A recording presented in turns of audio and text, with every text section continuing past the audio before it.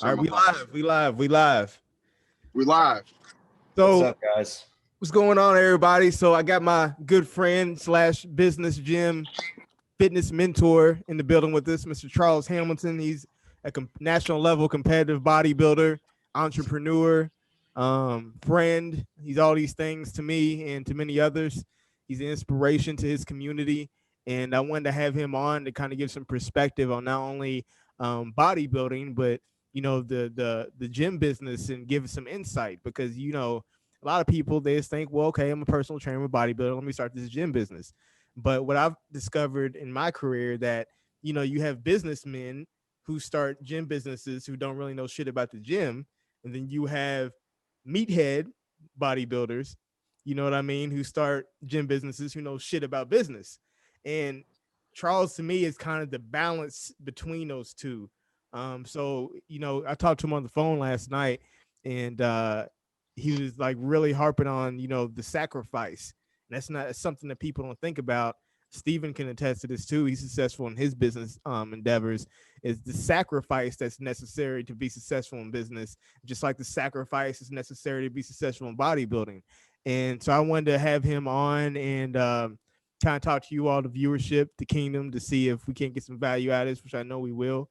So, Steven might probably have some questions, but my biggest question is how was it for you to be so resilient and still stay dedicated when everybody essentially laughed in your face and told you that it was never going to happen?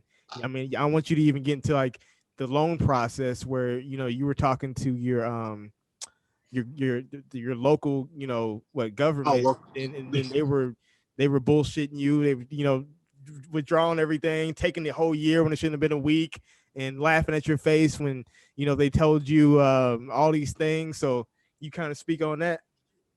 Yeah. So every local, and this is just for anybody who's wanting to open a business, any business, right?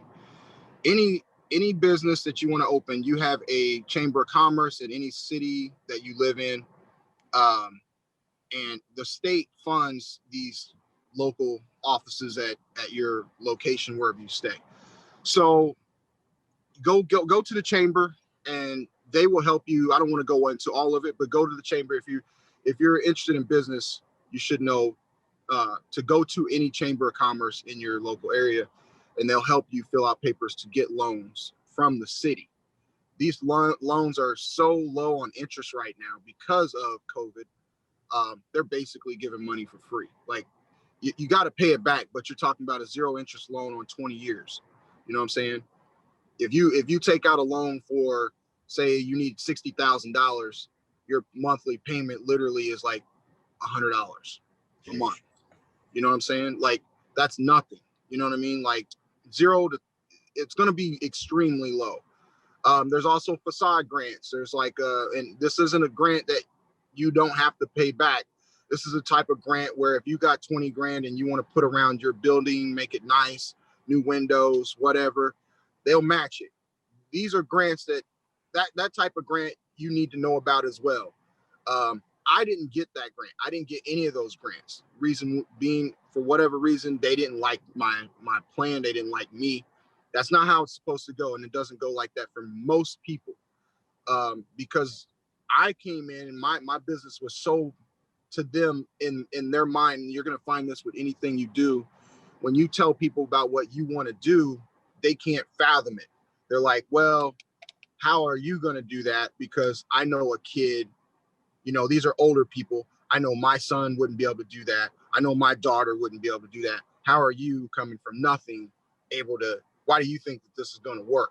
This isn't going to work because I know my son couldn't do this because he's a graduate from wherever. That's how they think, right?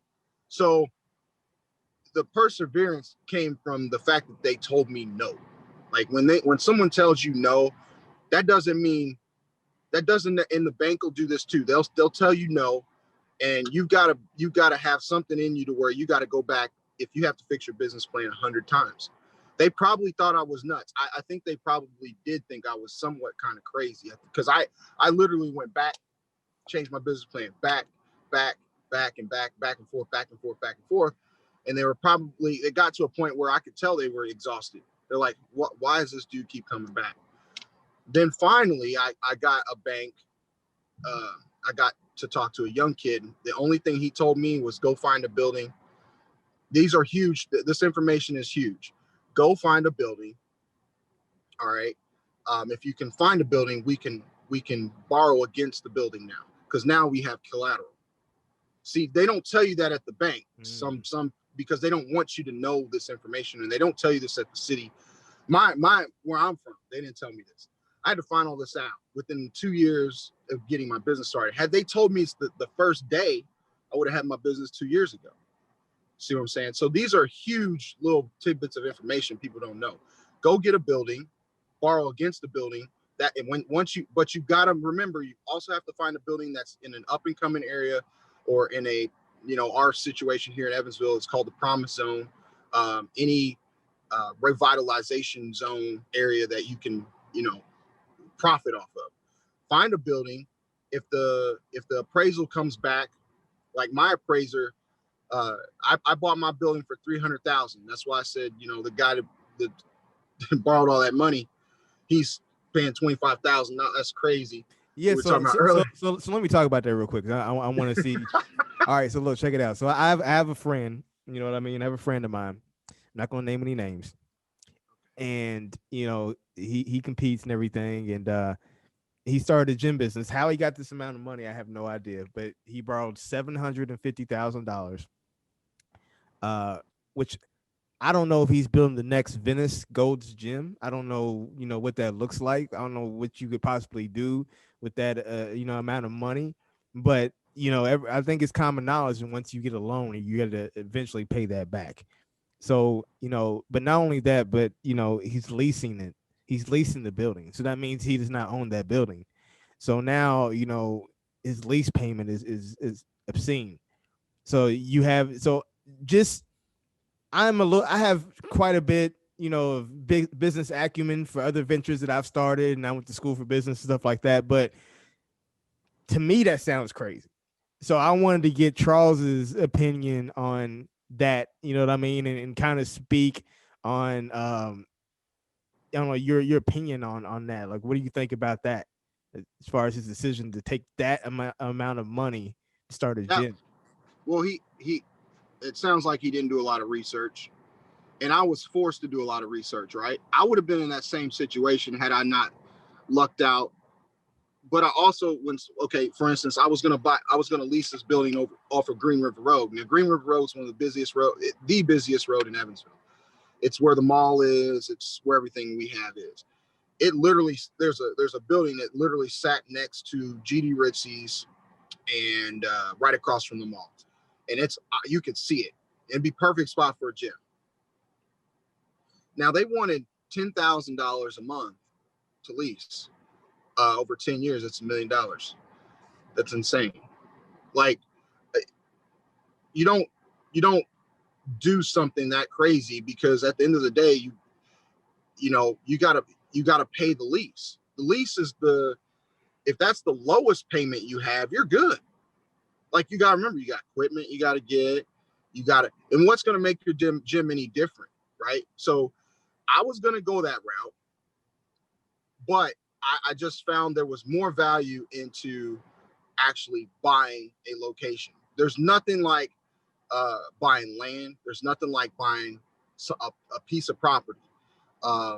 Once you do that, I don't care if the property is at the time is only worth. I'm telling you guys this because when I purchased my building, like I was saying before, I got it for $300,000. It appraised at $660,000, right? So my building is worth, now they just did an appraisal on it, over $1.2 million. Wow. Now, check this out. They're building an apartment complex because I put a gym there, brand new gym. This is what happens.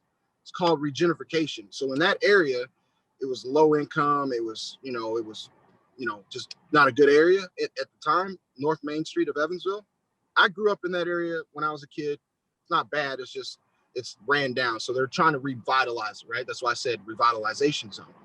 So they're putting a 180 unit brand new apartment with a market that looks like Fresh Market inside of it on the first floor. 180 units. The renter, if you want to live there, it's going to be between $560 a month to $1,200 a month. So you know you got to make some pretty good money to pay that much on an apartment. It's going to be 1 to 2 bedroom. All right. That's literally a half a block away from my gym.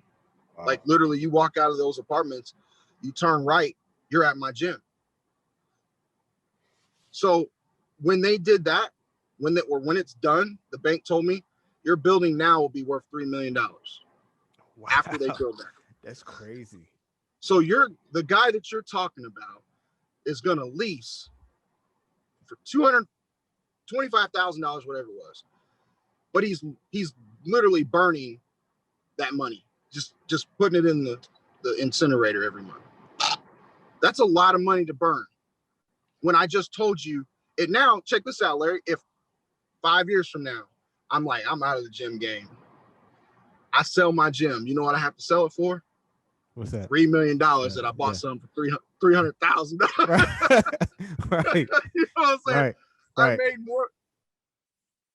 So yes, and in turn, it would have been great to have $750,000 loan in the beginning, but I only got a $300,000 loan.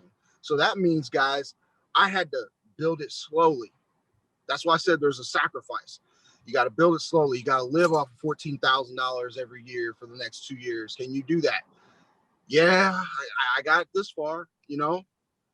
And in 5 years, so ask your guy, in 5 years, is he going to be worth $3 million? No, he lost $3 million within a year. Well, here's the thing too, and like after this, I got a question for Steven too, because both of you are entrepreneurs. I'm the only one that's not an entrepreneur yet, but I'm trying. I'm getting it. You're going to be. Yeah, you are. But you've got that clothing business. Yeah, but it's just, you know, I'm not living off, you know what I'm saying, my ventures yet. But I don't think, and I might be speaking out of term, I know the guy, but I don't know the guy, that he has a lot of business acumen. I think it's one of situations where he's got a name and he's got somewhat of a brand, a reputation, I should say. And, you know, it probably made sense, right, in his mind. But again, that's the reason I'm having you on, is because there's so many bodybuilders that now you can't turn pro and get a 6-figure contract. So you have to make a living utilizing your presence on social media and all these other things, having a gym, having, you know, all these things. But I think us as bodybuilders don't do our due diligence into studying the business side of it. Just like you see all these new personal trainers. Oh, it's great you got your cert. It's great that you got a great body, but you don't know how to market yourself. You don't know anything about sales. You don't know anything about business. That's the other side of the coin. Half of them don't know anything about personal training. Very true. Very true. Yeah, we had a conversation about that. It's one dude or one girl does their first show, and next thing you know, we've got oh man, latest and greatest personal trainer. I got one on my team right now. She's a female. She did one show. She's telling everybody what, you know, she's like, I got 20 girls that I'm coaching, and she's one of the girls that did her first show last year, and she's already saying, yeah, I can't wait to talk to my girls today. And she's like the leader. Everybody has one, whether it's at your job or in school, the teacher's pet. She thinks she's the teacher's pet, but she's not. And, you know, anything that I say is like, she has to try to one up the other girls. It's the funniest stuff I've ever seen, but there's always one. There's always one. Yeah, there's always one. So I'm gonna ask Steven, I want you to speak on this because I've been meaning to ask you this, but it's kind of slipped my mind. So Charles, I know you probably don't know, but him and his fiance launched a pre-workout. Okay. And how was that for you doing that? Because I know you come from a small town, and I'm sure your family was wondering what you all were doing. I'm sure you got to ask questions along the way in the process of doing that. Did you feel like that you had any type of negativity, or maybe not so much negativity, but people just kind of, I don't know, like insinuating that it's not going to happen or that it's kind of a pipe dream or anything like that? You know, did you have any of that at all? Very few people these days have the balls to speak their mind. So people try to sugarcoat around situations where they're like, you know, they're not going to come out and say that's a bad idea, but some people might say, are you sure this is the right time? Right. Yeah. Or are you Yep. You know, what are you going to do on this situation, like planning for X, Y, and Z when you haven't even got to ABC yet? And, you know, but as far as family and close friends, we never had one person that doubted us. You know, and we are very fortunate with the situation that we're in, and we knew that it was going to be successful right from the get-go because of Kenna owning 2 GNC stores in 2 different locations. So we immediately had an outlet for our products. So a lot of people will try to start, I don't care how great of a bodybuilder you are, that doesn't mean you're going to be successful in the supplement industry. Look at Ronnie Coleman, look at Jay Cutler. I mean, their supplements aren't, Right. you know, it's kind of like, eh. So, but we have an outlet with the GNC stores, and the product it moves very well. But as far as to answer your question, you know, we didn't have, I think if anything, you know, you may have had a few people say, you know, are you sure this is, you know, the right time, this and that, but it's not because they don't believe in it, it's because they're jealous. Yeah, and that's the reason why, like, over the years, like, this for me personally, I come up with the motto, like, don't tell people what you're gonna do, let them see what you've done. That's Exactly. because, like, look at Steve Jobs. People told him he was insane, like a personal computer, like that ain't never gonna work. You know what I mean? Like, because he didn't have his vision. Like, they didn't see it the way that he saw it. Yeah. But he's constantly, because he tried to get, backing, financial backing. So he was constantly trying to, like, sell people on something that was just abstract. And I find myself doing that. And people, hit me up lately. My day starts at 5 a.m. and it ends at midnight.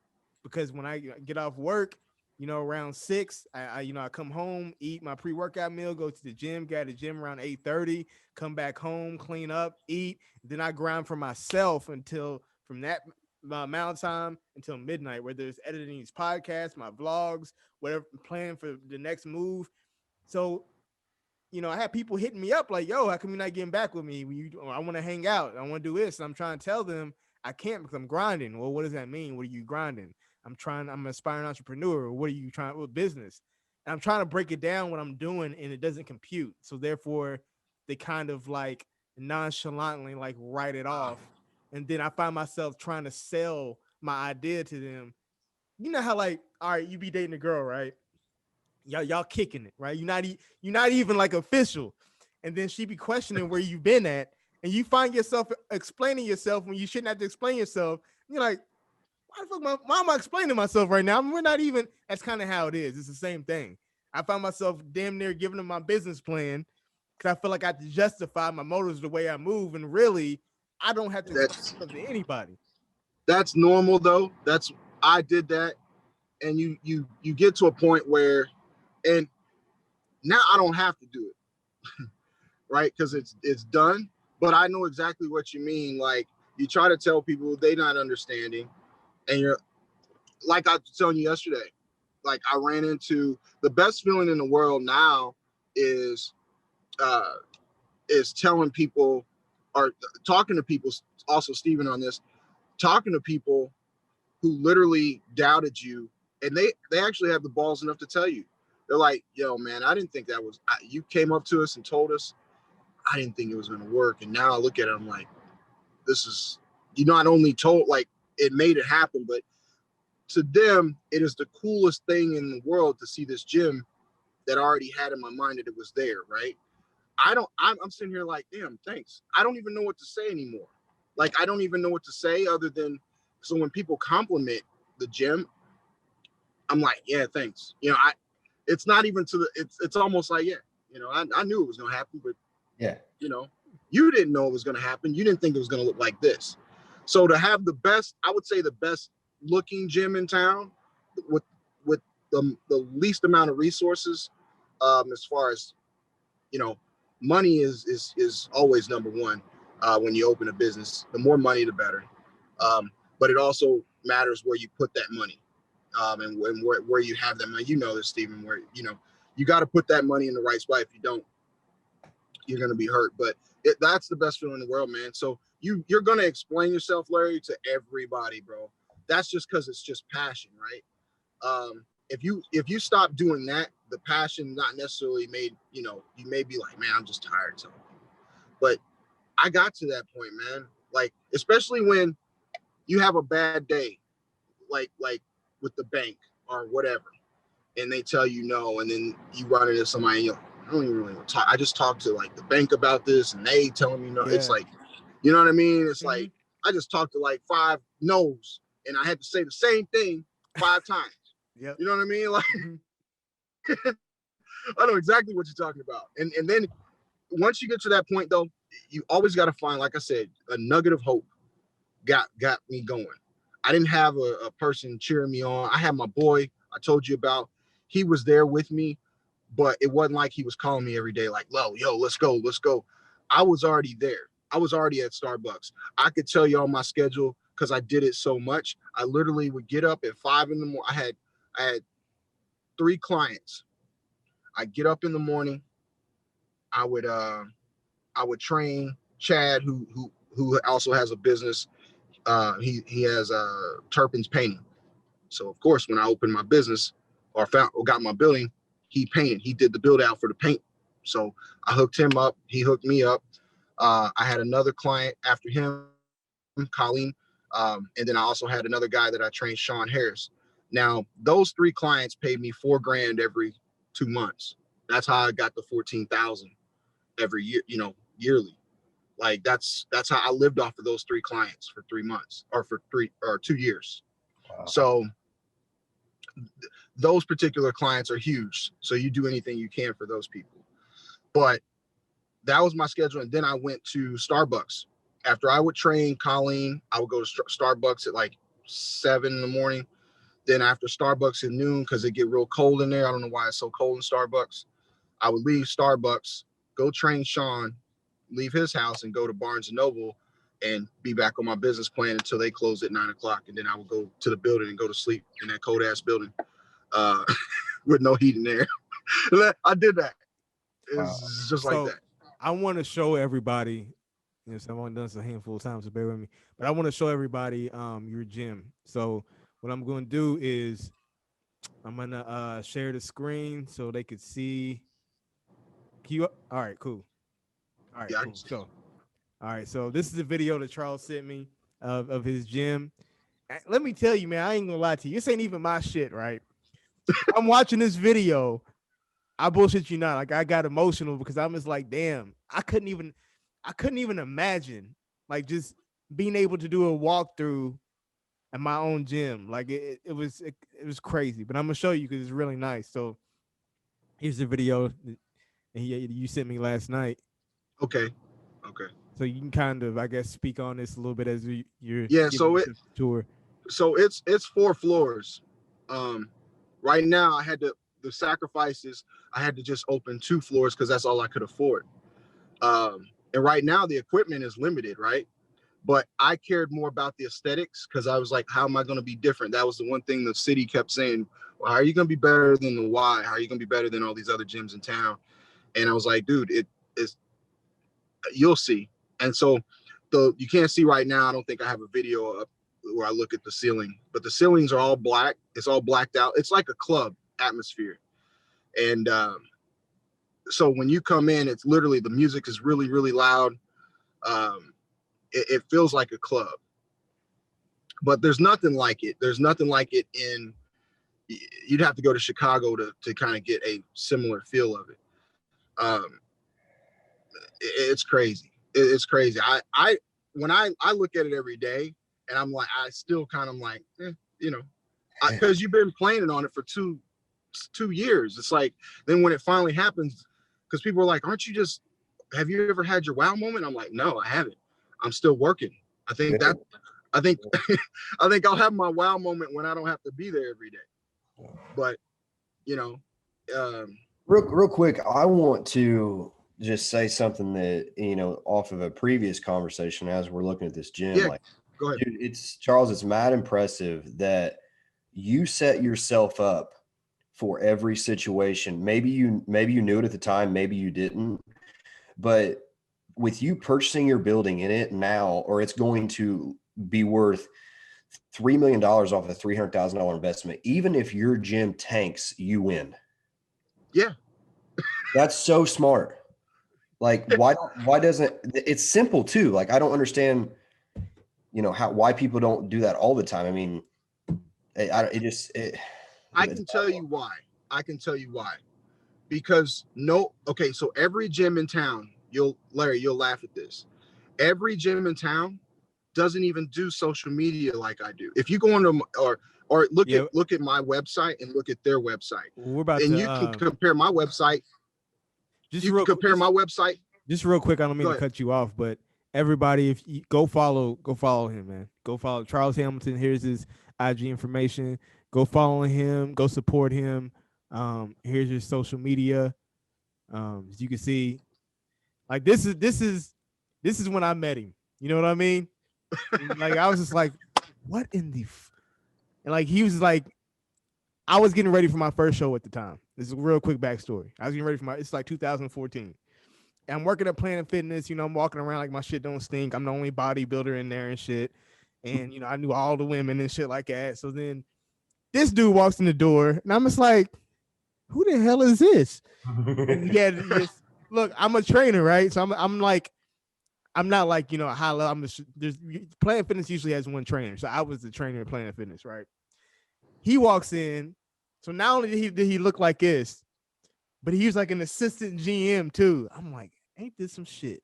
Then like, so then I'm kind of like low key sizing him up and stuff. And lo and behold, like a couple hours later, like we were, what I'm saying, we hit it off real well and stuff like that. And we started this bullshitting and macking on women and stuff like that, and just people watching. But he was the first one. Like, so I saw him and we started talking bodybuilding immediately, and he's been kind of guiding me, giving me advice ever since then.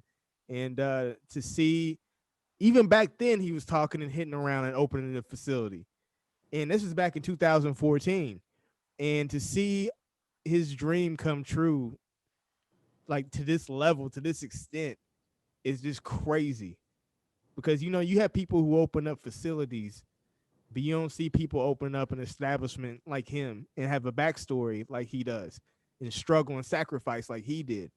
So, like, to me, like, I'm going to try to support him as much as possible. Maybe one day, because I'm talking to you, Steven, or whatever. I was talking to Charles last night about coming up there and getting a workout in the gym, supporting him. We might have to make it a group thing, man. You might have to come with me. I can come scoop you or something, and we can go up there. How far is Evansville from you? Ooh, I think probably 3 hours, maybe 2.5, 3. Ooh. But where you live? In Greenwood. Oh, okay.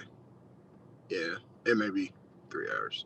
We'll have to figure something. We'll have to figure something out. But to go back to what he was saying, so everybody started following, all the gyms in town started following me. Now here's the ironic part. I don't follow any of those people. I don't follow Bob's. I don't follow the Y, Planet Fitness, all the local spots, CrossFit, Evansville CrossFit. I don't follow any of these gyms. When I post something, they are the top people watching everything that my gym does. Yep. And it's funny because I'm like, why are y'all following me? Like, what? I don't. And then, obviously word got out and I start seeing them. We post pictures of our clients or after sweater class, every single class. Been doing it. That's like a trademark thing that we do. That I created. I did all this, all pen to paper every day. Remember, I told y'all my schedule, two years, $14,000 in the last 2 years, every 2 years, So every day I did the same thing. I was working on workouts. I was working on how I want the gym to look. Every little detail is what y'all see. So when I start seeing this gym, I'm not gonna say it. So this gym down the street, they start doing photos after their classes, group photos. I'm like, we the only ones that start. This other gym across town got some inertia wave bands. What? Why? They saw our video. I'm like, so they're trying to catch up. So I'm the trendsetter, and I was told before I even started, a buddy who I thought was a friend of mine, I was gonna buy this gym in Newburgh. Newburgh is where the new money is in Evansville. It's like I call it new money. They're really broke, but they're they old money is always better. New money, they just fronting. So in Newburgh, I was gonna buy this gym. and he ended up buying it behind me. Like he ended up buying. He had the money, he had the resources. He ended up buying it. He calls me one day. He's like, "Hey man, you come check out my spot." I was like, "Okay," and it was the gym that he wanted me to buy. I was like, "Oh, okay, cool. You bought the gym. All right, cool." I said, "Well, I already bought a building downtown." He tells me, "Oh man, that's not gonna work. No gyms are downtown. Nothing's downtown Evansville. Downtown Evansville ain't gonna work. There's nobody that lives downtown Evansville. I've got a gym in Newburgh where all the rich people live." I said, "Yeah, but see, now here's what you were talking about earlier, Larry. Like, he's not a bodybuilder. He's a businessman. He's successful at it, but he's not successful at the gym business. He's successful at the computer industry business, but he doesn't know the common thing that most people do. And you got to know this because everybody knows this if they work out." He said he put his gym in the rich area because they have all the money. All right, well, he's been open 3 years, already have more members, or just about the same members as he does, and I did mine during COVID. Let me tell you.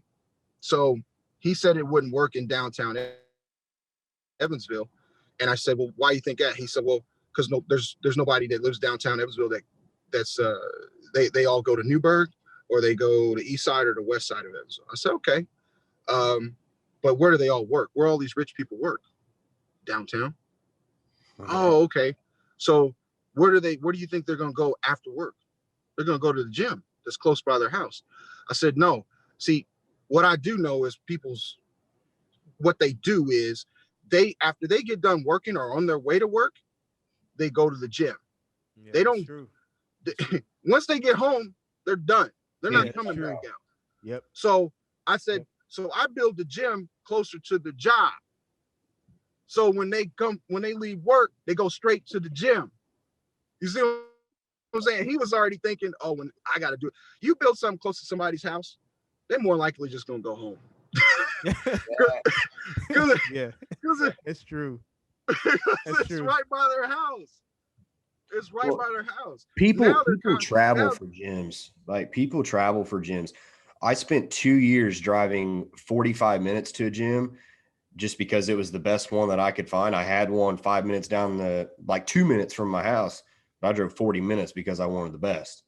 Yeah. Now we drive 35 minutes to go to the gym every day because we've got one 5 minutes from us. We're driving 35 minutes because we want the best. So that's a good point. So I have one question, and then we're gonna switch gears a little bit. But yeah, when Stephen brought that up, it made me think, what is your target demographic? Because I feel like when you're a bodybuilder like me, like Stephen said, like, I just got another gym membership. Do I really need it? Probably not. But I'm justifying it because I'm gonna be able to record my how-tos there because it's a 24-hour gym, but they have like real equipment like an LAC.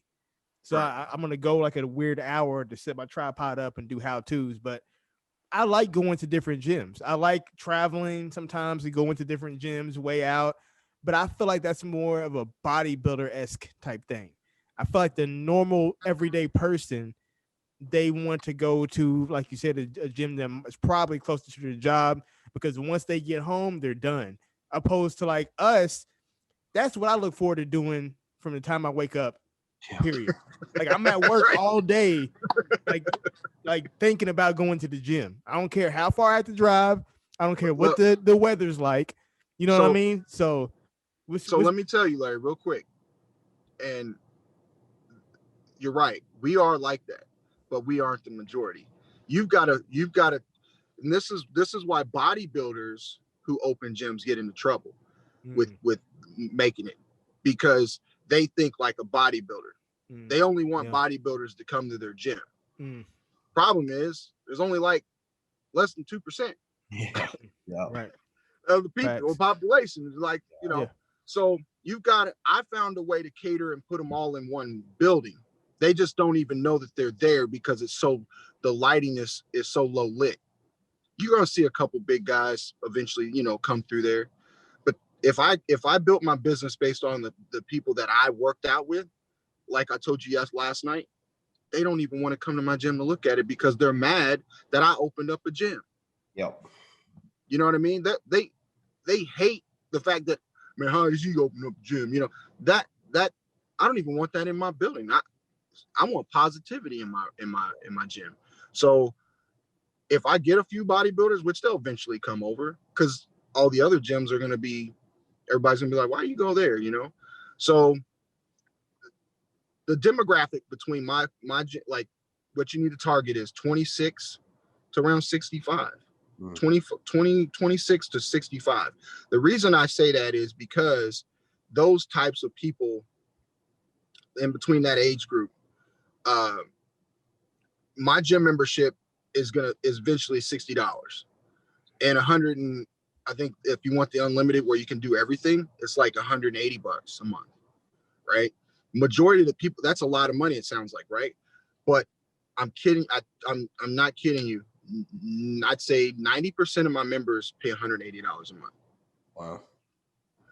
Here's why you can offer that now, because Orange Theory set the standard of people paying $180 for a damn class that the coach doesn't do shit but get their information from a screen and they share it. And they're paying $180 a month for that. So I said, okay, I can charge that. My class is way doper than Orange Theory. It's way harder than Orange Theory. It's like CrossFit and Orange Theory had a baby. So, and you're getting everything. If you don't go to class, you got a gym, you got boxing, you got the vigor class, which is the trampoline class, you got yoga. And people don't even, they're like, yeah, I was going to Orange Theory for 180. This makes sense. And that's what separates you from a traditional bodybuilder, because if a traditional bodybuilder is thinking about opening up a gym, they're not thinking about getting a classroom of 20 55-year-old women to do a jump rope. But when you get 20, I mean, they're thinking about a 25-year-old, 30-year-old male who wants to go push 200-pound dumbbells. They're not thinking about a 55-year-old woman who is trying to better themselves. But that 55-year-old woman is where you're going to make your money, and you have to put your mind in her head and get that demographic. And that's not a traditional bodybuilder thought. So, no, yeah, exactly. So explaining this to, you got to understand, Evansville, the gyms around here are $20 and $10. You know, that's why they keep bringing up Planet Fitness and Bob's Gym. They lowered Bob's Gym used to be $70 a month. They lowered their gym membership, guys, because Larry, you remember the owners of the Planet Fitness we worked for? Mm-hmm. They opened one up on the north side of town a few years ago. So Bob's Gym, they have 4 Bob's Gyms in town. I know the Bob's Gym name is just sounds weird to you guys, but it's a local guy. His name's Bob. He named it Bob's Gym. So he has 4. The problem with that is he was charging $70 a month. He lowered it because he got afraid of losing members to Planet Fitness. My business mind is saying, well, people can have more than one gym membership if they want. What the hell I care? Yeah. And so he didn't think that way. He lowered his membership to $20 to try to compete with Planet Fitness. Now you're going from $70 to $20 just to get all these people to come to your gym. Now it's overran full of kids. People drop their kids off because it's a daycare. You got kids on the phone. Now you can't even work out there. So you know what members I'm getting? Those $70 members that they said, I'd rather pay $70 to be able to work out. Yep. So I may not have 14,000 members. I only need 3,000. Yeah. So I want to kind of switch gears a little bit and kind of talk about, can you speak on the bodybuilding side of things as far as how you got into bodybuilding and what shows you've done and your competitive history? Because I don't even think I really know it. I mean, I know that, but I don't think I know like how you really got into bodybuilding like that. Man, so I got into bodybuilding in 2009. The owner of Nitro Gym in town, another local gym in town, he's the promoter for the Southern Indiana competition here in Evansville. I got into that show. I was not ready. I was like literally 6 weeks out.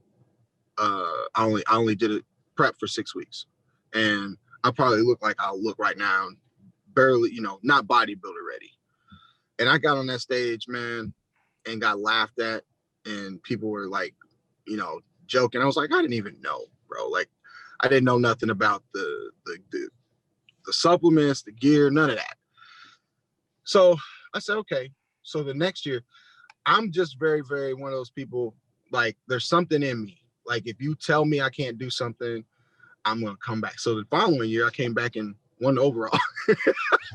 Damn. I came back and beat everybody. Like dudes was mad. There's like, you know, my training partner stopped training with me. Oh shit. People, yeah, literally, it was the funniest thing because what's funny is I got first, they got third, fourth, or whatever. And so the thing was, I hadn't been competing long. They've been doing it for 3, 5, 7 years. I just started. So they're mad because they're like, well, dang, how this dude within less than a year come back, beat everybody. Then I did the Kentucky Muscle, and that was an experience. That same year, I lost to Justin Compton, which ain't nothing to sniff at. No. But Justin at that time would have told you I should have won. I actually got my trophy taken from me because I had a curse word or something like that on my posing. Oh shit! Yeah, they're very strict about that. Could you imagine? Damn. They came backstage. Crazy. They came backstage. Wow. They came backstage. I don't know is it Sandy? Is it a girl named Sandy? Yeah. Is it Sandy? Yeah. Yeah. She came backstage like just mad, just yelling at me. I'm just sitting there in the chair like, what's up? You know, Kevin's backstage. What's the guy with he's kind of light skinned with the eye issue. He was backstage. They're looking at her like, what did he do? You know? And she's like, he had a curse word on his I was like, oh, I'm sorry, you know. She's like, I gotta take your trophy. And I was like, oh, okay, well here. You know, I said it's just a trophy. Like, okay, you know, no big deal. She's like, you don't care? I was like, no, I don't really care that much. It's just a trophy. Like, you know, so they disqualified me. But Justin was like, man, that was messed up. Everybody was mad at her for yelling at me because I didn't reach. I think she thought she was going to get a different reaction. So she was already hyped up to come backstage and blow up on me. And my reaction was like, there you go. I'm not worried about it. And then she kind of calmed down. She's like, yo, you seriously? I'm like, yeah, it's all good. So that one, and then I moved away to Texas to try to get on the sheriff's department. That's a whole nother thing. And then I came back and then eventually did the WBFF show, man. And I went to Worlds and won that. Yeah. That's what I want to get into. I forgot about that. So you were actually pro in what is it called? The organization? WBFF. Yeah, WBFF. That's in Vegas. It's called Worlds. Now, they were doing Classic Physique before Classic Physique came out. Are you familiar with that, Steven? Yeah, the organization. So what's the dude with the long locks, the black dude who's like on everything, like the model? You know what I'm talking about. Dark skinned dude. He did that. Oh. Was he always was Simeon Panda? Was it like Ulysses? Yeah, Ulysses. Yeah. That's what he used to do. Like back in the Ulysses Jr., yeah. Yeah, he used to do that back in the day. Yeah, so those guys. So you had, let me tell you who the heavy hitters were. Now you had those two. You had AJ Ellison, who just transferred over into the IFBB world. He's a beast. He's like 44 years old, man. He doesn't look it, but he's ridiculous. You have Mike Rashid, the Mike Rashid, competed in the WBFF. I didn't know that. I didn't know he did. Yeah, he lost and he got mad and then he just like, forget it, you know. The kid that made the clothing line, the Golden Aesthetics. Oh yeah, I know you're talking about. God, Artemis, something. Artemis right? Most Doglin. Yeah, I know you're talking about. Yeah, that guy. Yeah, he was in the WBFF. There's a lot, dude. There's a lot. There's one guy who lives in like Europe. There's a lot of them that live in Europe. The big names. So what made you? How did you get associated with that? I started looking up more of what I wanted to look like, and I just started researching different organizations, and I did that one in Kansas City first, and I met AJ and I met all these other guys. And I was like, these are the nicest dudes ever, man. They got like the modeling thing. You can dress up and all this stuff. It was really, that's just what I liked. It was just more of a cleaner version of bodybuilding, just like clean cut, but you also can model too, because they care about how you look too. And then I left Steven. there. Steven, you should do And that. yeah, Steve. You should do that. And then I went with the beard and everything. Oh yeah. I'm telling you, man. Hey, you know what's crazy is a lot of the females, them are some of the WBFF females are some of the baddest women. No, hey, like Steven, I'm talking about, you should like, not do that. I changed it. You should Nah. don't do it. Don't do it. Don't do it. Don't do it. Don't do it. I'm in a relationship too.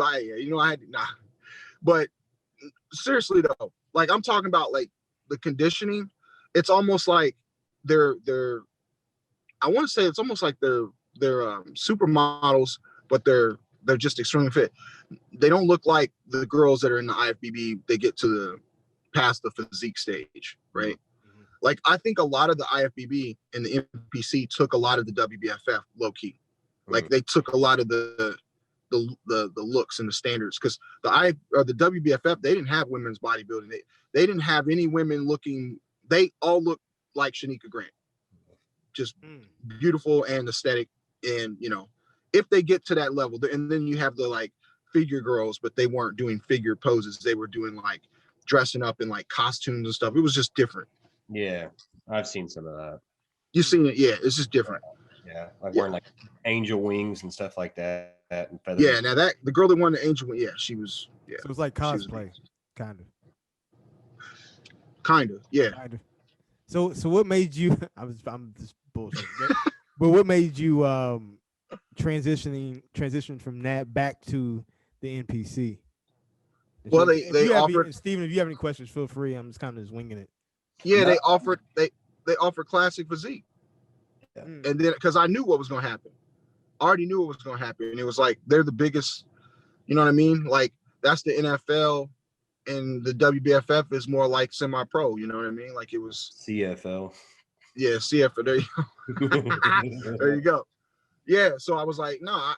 The only reason I was in the WBFF is because I liked the look. Yeah. That was it. I didn't want to be 300 pounds. Yeah. You know what I mean? Because that's all they offered. You got to remember, they didn't have men's physique. That just started. They didn't have class, and I didn't want to be a men's physique guy. I was like, no, I ain't trying to do that. So when they did classic physique, I was all in. I was like, shoot, I'm going back. This is what I want to do. So, but now the classic physique guys, me personally, I'm like, well, they changed the standards on that. They look more like regular bodybuilders. Exactly. And that's what I was getting ready to touch on too, is it seems like the NPC/IFBB changes their standards from show to show on what they're looking for. And it's so in every class, it's so hard to prep for a class because you have no idea what the judges want that day. Right. And it's like, what in, like, I don't know. Are you guys looking for big? Are you looking for dryness? What is it? Is it all the above? I mean, you see this dude gets rewarded for being super dry and beats out a guy that's got 20 pounds on him in a class, but then you go to the next show and it's flip-flop. It's like there's no set standard for bodybuilding anymore. Yeah. Charles dealt with that because I remember when I think Rough Diesel. Go ahead. Go good. I was gonna say that you dealt. I remember talking to you. This is when Classic first came out, like the first year. I think that me and Charles like became friends, and he was already competing at national level shows. And I remember like he's like, I beat this guy last show, and he beat me like the next show, and then he turned pro. Like it was weird. Like and I feel like it still happens because the same thing pretty much happened to Steven. Yeah, it's kind of like it. What do you? I told this girl that I'm probably gonna be coaching for wellness. I told her this wellness because literally, she is the epitome of what wellness is. Because I feel like classic and wellness is something that you have or you don't have. It's a look, it's a structure. You have people who are trying to cut down from bodybuilding to fit in the classic, and you have people from men's physique who are trying to put on more mass to fit in the classic. Really, to me, classic is a structure thing. It's something that you genetically have as God given. I feel like wellness is the same thing.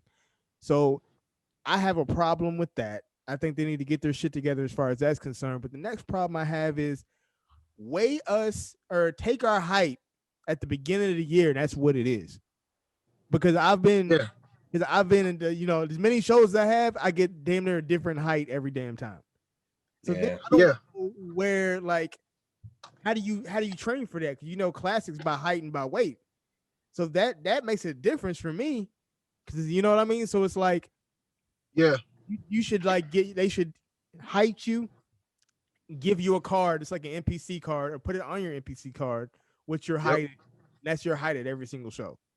Yeah. You know what I mean? Like, I think Rough Diesel has I don't know why he keeps getting screwed over. He came in second this year though. Yeah, but I'm just saying he shouldn't even be losing. Like, he should be number one to me. Don't get me wrong. I like my boy from Canada, Chris Bumstead. I like him, but man, he might as well compete in the big boys. Yeah, I mean, he's to that point. Rough Diesel. I'm talking about, if you think of the what classic is, he does the posing. All right, he has the look that you're talking about, Larry. There's a certain look. There's the Arnold look. There's the Lou Ferrigno look. Which era are we talking about classic? Are we talking about the Lee Haney era? Because if you're going with Lee Haney era, then C-Bum fits that category. Yeah. Well, are we going? I thought classic was the Tom Platts and the Arnold and the original OGs. This ain't these guys, and be a little bit leaner, of course, a little bit bigger than those guys, but these guys now, man, that's why I said Rough Diesel. If you put him in the Arnold era, he would fit in. You put C-Bum in the Arnold era, you're taking a whole nother evolution. So that's what they need to start doing. I mean, to me, honestly, I do feel like you keep calling him C-Bum. C-Bum has a classic physique.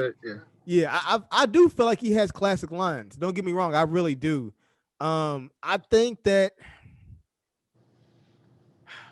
I don't know, man. Like, to me, it's like it's so convoluted because you have people like, okay, look at the difference between Terrence and Chris. Like, it's two completely different looks, but it's still in classic. So who's to say which one is classic and which one's not? You know what I mean? So that's why I think, like, it's up to the judges. Like, what is the standard? Like, I should be able to go to a judge or a website, and they should have what the standard is and what exactly they're looking for, so we can train towards that. You know what I mean? Breon, and Breon's the same way. Breon is to the point where he's in that 90s era. I was getting ready to bring up Breon because he was the top of classic for a while, and then Chris came along. And is he putting on too much size that's taking away from a classic shape? But my answer is, I think yes. But what do you do as a bodybuilder? That's what we're supposed to do, is put on size, but eventually you're putting on too much of it to where you take away from that look. You know what they need to start doing with classic? I can tell you what they need to do. They need to bring back the Mr. Universe. They need to bring back all these, because you got to remember, Arnold and those guys competed 3-4 times a year. That's why you can't find a picture of Arnold being out of shape. Like, you know what I'm saying? Like, there ain't no pictures of that man, like, when he was 20-something years old, when he was out of shape. If you're going to be in classic, you should have to compete. Forget once a year. That's why, because these guys are getting so much time to get big, right? Arnold and them didn't have time to do that. They just they did that in like, I think he did, like, toward the end, but I think when he was becoming Arnold, they had to compete, man, like 3 times a year. Yeah. So I think they need to do that. I think, and it keeps everybody guessing on who's going to do what. You know what I mean? Like, here's the thing with Breon, though. Breon was killing himself to make that weight. So his body naturally wanted to grow, but he's been. I mean, literally, he'd be ready at 8-9 weeks out, but he was just sucking down, sucking down, sucking down, and that's the reason why, like this last time, he's gonna do 212. But real quick, because we showed you, and the kingdom's already seen. Steven, he probably think I got a crush on Steven, probably. Like everybody watches, I show him so much. But I want you to see what he looked like at his shows and stuff. So let me do another screen share real quick so you can kind of see what I mean. But yeah, Steven to me is the epitome of what classic is. You know what I mean? Because his structure is just insane. So I'm gonna kind of screw up and find a picture. Like look. There should be a slideshow here. So that picture. There you go, right there. Yeah, this look at his weight. It's a perfect X frame. Like, look at that. Like, that's what I'm saying though. Like even that pose that one right there, they've gotten away from that and they're saying that Steven needs to be bigger. That's like a beautiful physique, man. No, like when did being heavier and bigger take over the actual look? Right? Like what happened? That's the one thing Arnold was complaining about. I don't know if you guys saw that. He was complaining about the GH guts and these guys are out of shape. It's because they're only competing once a year. Like, you know what I mean? Like, say what they will about Kai, but that dude, man, he stays in some shape. I don't know. I have mixed feelings about it. I think that I mean, think about it though, Larry. Like, is that cool? Like, I just don't like, okay, if you win the Olympia, you can take the whole rest of the year off now. Like, that shouldn't be rewarded. You should be having you won the Olympia. You still should have to compete again, like two, 3 more times again. I just don't like that. I don't have to wait until the Olympia. That's just unless they're doing stuff I don't know about, which they probably have book shows that they need to go to, other competitions that they can special appearance at, all this other stuff. But you got to think though, they also earn that right to be there. It's like Breon, Terrence, Chris, they don't have to requalify, but they had to work their ass off to get to that point, so they don't have to requalify. Versus everybody else, they have to requalify for the Olympia. You see what I mean? I get that. I'm not saying they have to requalify. I'm saying they automatically qualified to do the Olympia. I'm saying you should have to do more than one show a year for your contractual agreement for the IFB. What do you think, Steven? Just, I don't know. I mean, if I was in that position where I was the defending, classic physique Mr. Olympia, I think just the stress alone of that, I probably wouldn't want to compete more than once a year. Just with everything that I have going on personally, because I don't think I could fit more than one show in a year. But, I'm kind of torn because I'm torn both ways. I like that we're rewarding the Olympians for winning. And it's like, this is probably a horrible analogy. It's just the first thing that came to my mind. It's, the president of the United States, they're only president for 4 years, but, they keep getting paid for the rest of their lives because they earned the right to presidency. So it's like, I get it, but also back to Charles' point is like, they're having all this time to put on size, and it's taking a lot of good guys away from classic. Look at Keon Pearson, for example. Keon, my opinion, if he'd have stayed in classic, would have won classic for the next 5 years. His body, he grows so much, so it's like, they either need to readjust something or redefine classic physique and the stipulations for it, because you pull my physique up and I agree with you. I think I've got a decent classic physique, but I can't make weight for it anymore. Like, I'm going to sacrifice my own personal growth if I try to stay in classic. I just can't do it. So it sucks because I hate that, because I love classic physique. So here's my thought on that too. So I feel it's a personal thing, right? Like the IFBB should not mandate you to do multiple shows because you can't be disciplined enough not to put on weight when you know you shouldn't be. That's true. Like in Steven's case, that's cool because you have ambitions and aspirations to do bodybuilding anyway, Yeah. right?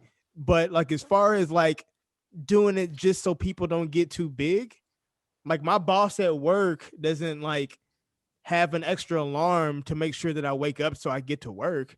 No, it's my job as a freaking man to get up and be responsible enough to go to work. And to them at that level, that's their career. So Right. be responsible enough to stay within the guidelines Well, of your height and weight. You know what I mean? well, I'm only saying for the other guys, like the big guys, yeah, they've earned the right to what you guys are saying because they make the most money. right. I'm talking about the classic guys because the classic Arnold he had to compete. I don't know. You guys might want to look at that. He had, even though he was Mr. Olympia, he still had the universe. He still had what do those old guys have to do?